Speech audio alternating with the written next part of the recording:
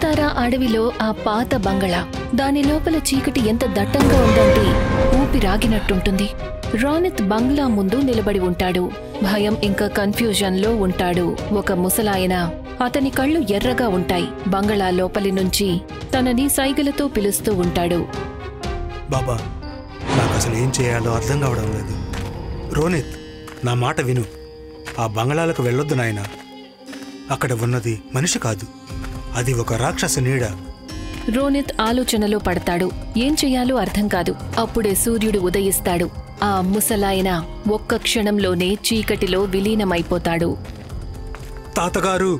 బాబా, అసలు ఇదేమి చమత్కారం? మా తాతయ్య అసలు ఎలా మాయమైపోయారు? అతను మీ తాతగారు కాదు, అతను ఒక బేతాళుడు.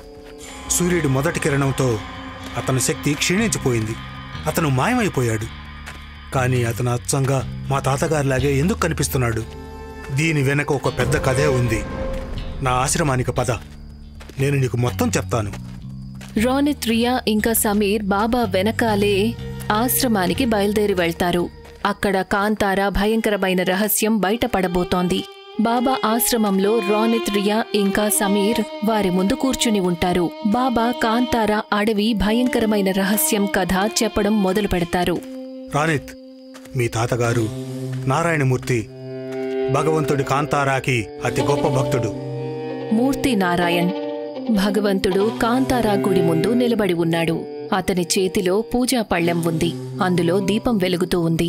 అన్ని వైపులా అడవిలోని జీవజంతువులు, లేళ్లు, నెమళ్లు, పాములు ఇంకా ఎలుగుబంటి, పులి కూడా ప్రశాంతంగా కూర్చునున్నాయి.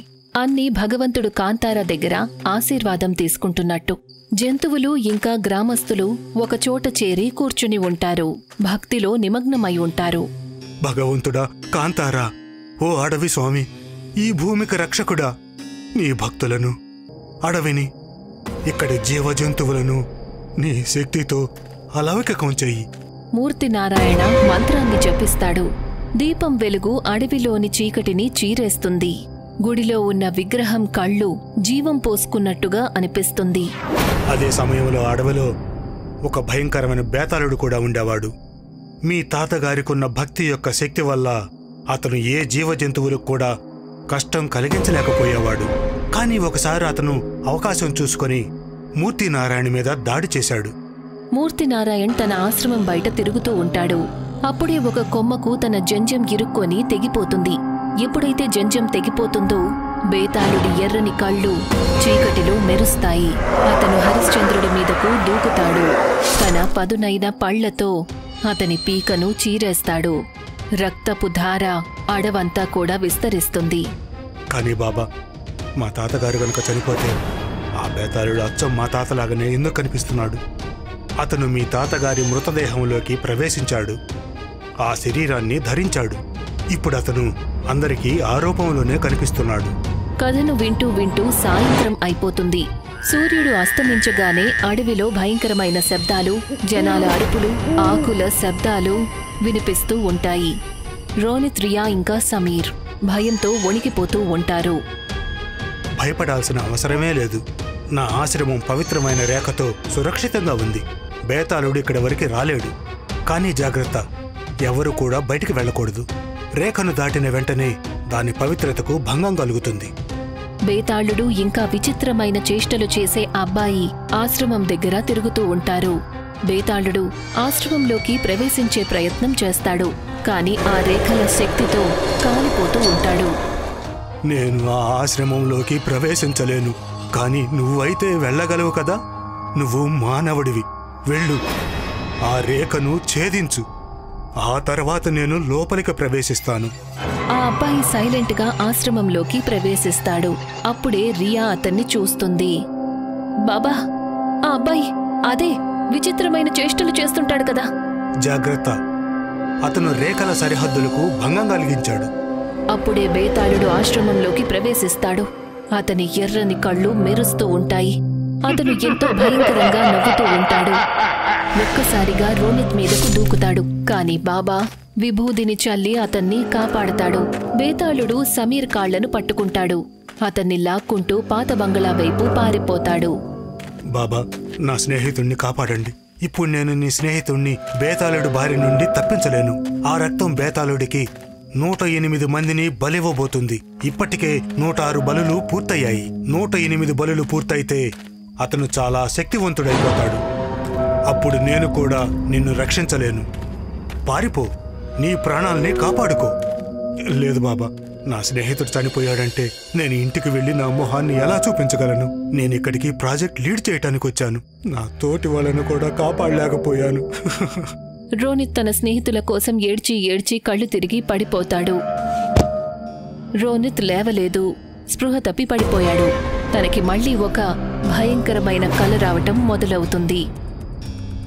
కాంతార దట్టమైన అడవిలో ఒక పాడుబడ్డ బంగళా. అక్కడ నిశ్శబ్దం అలముకొని ఉంటుంది.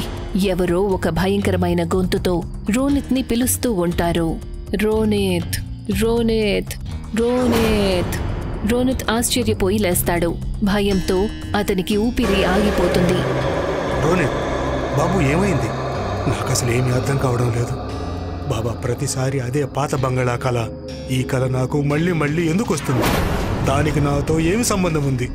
రోనిత్ అన్న మాట విని బాబా నవ్వుతూ ఉంటారు. బాబా, ఇక్కడ నేను కంగారు పడుతున్నాను, మీరేమో నవ్వుతున్నారు. ఇది సంతోషించాల్సిన విషయం. రోనిత్, భగవంతుడు కాంతారా స్వయంగా నిన్ను పిలుస్తున్నారు. నువ్వేమో భయపడుతున్నావు, కానీ ఇది నిజంగా అతని ఆవాహన.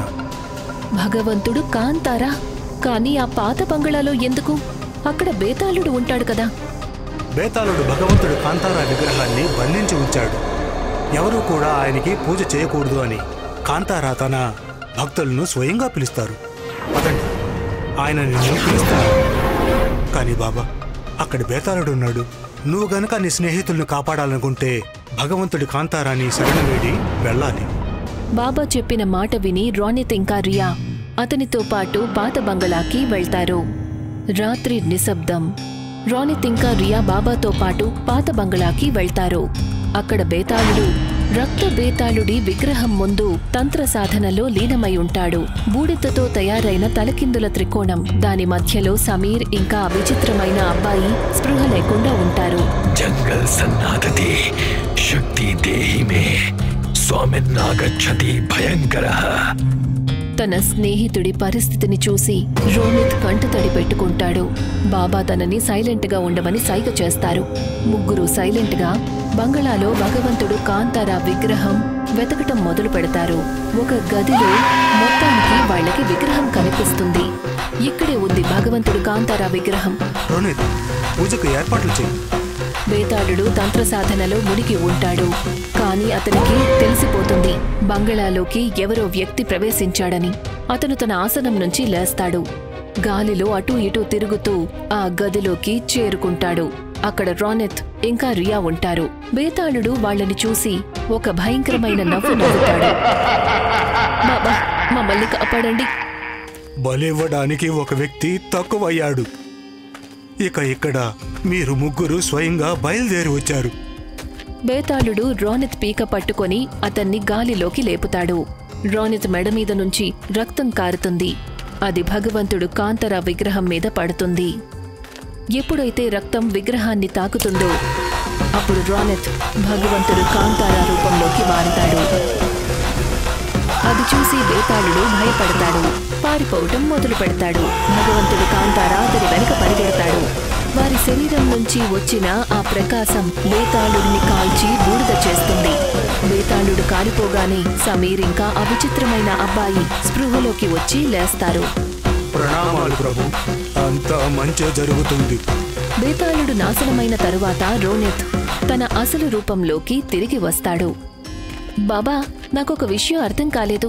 బేతాళుడు ఆ అబ్బాయిని ఎందుకు బలివ్వాలనుకున్నాడు? అతను మనిషి కూడా కాదు కదా. అతను మానవుడే. చిన్నప్పుడు అతను ఈ అడవిలో తన తల్లిదండ్రుల నుంచి వేరైపోయాడు. బేతాళుడు తనని తన సేవ కోసం పెట్టుకున్నాడు. అతనితో పాటు ఉండి ఉండి విచిత్రమైన చేష్టలు మొదలుపెట్టాడు. ఇవాళ బేతాళుడు తనను కూడా బలివ్వబోయాడు. ఇప్పుడు అతను కూడా స్వేచ్ఛను పొందాడు. థ్యాంక్ యూ సార్, మీరు నా ప్రాణాలు కాపాడారు. నేను కాదు, బాబా కాపాడారు. కానీ నేను రాహుల్ని విక్రమ్ని కాపాడలేకపోయాను. ఆ విషయంలో నన్ను నేను ఎప్పటికి కూడా క్షమించుకోలేను. సమీర్ ఇంకా రియా కాంతారా అడవి నుంచి తిరిగి వస్తారు. కాని రోనిత్ తన తాతగారిలాగానే భగవంతుడు కాంతారాకి పూజ చేయటం కోసం అదే అడవిలో ఉండిపోతాడు.